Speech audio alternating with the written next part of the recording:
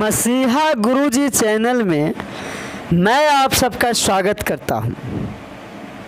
इस वीडियो में मैं 12वीं कक्षा के हिंदी के छपे कविता के प्रश्न उत्तर बता रहा हूं। देखिए, प्रश्न है भक्तमाल किसकी रचना है? तो भक्तमाल नाभादास जी की रचना है।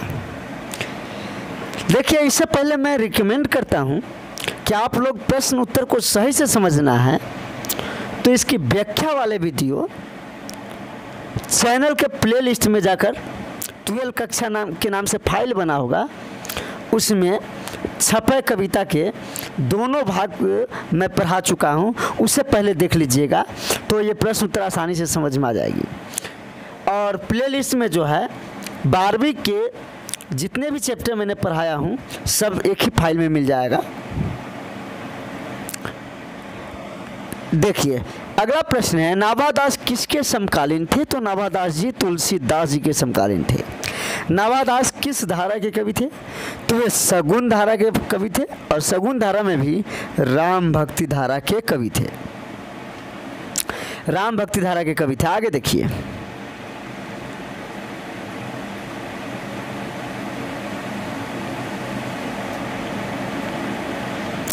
नाभादास के दीक्षा गुरु कौन थे? तो स्वामी अग्रदास जी।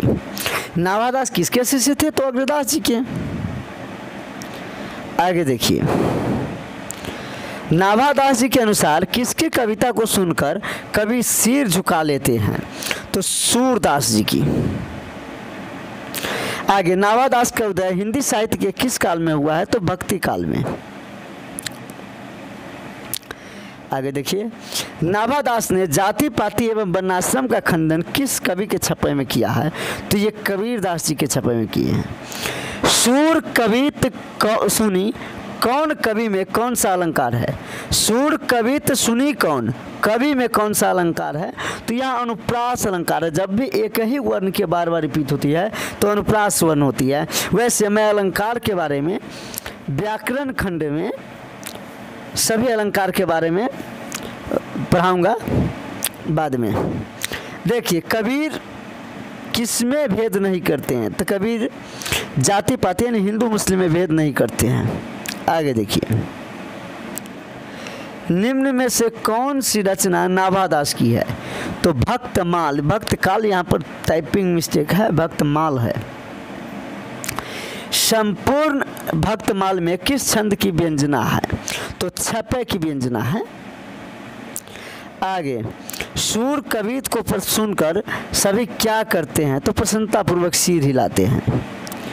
आगे देखिए, छपे कितनी पंक्तियों का छंद होता है? तो छपे 6 पंक्तियों का छंद होता है। आगे देखिए, इनमें नाभादास की कौन सी रचना है? तो छपे। नाभादास के जन्म कब हुआ? तो 1570 ईस्वी। यह अनुमानित ही है, क्लियर कोई नहीं जानता है।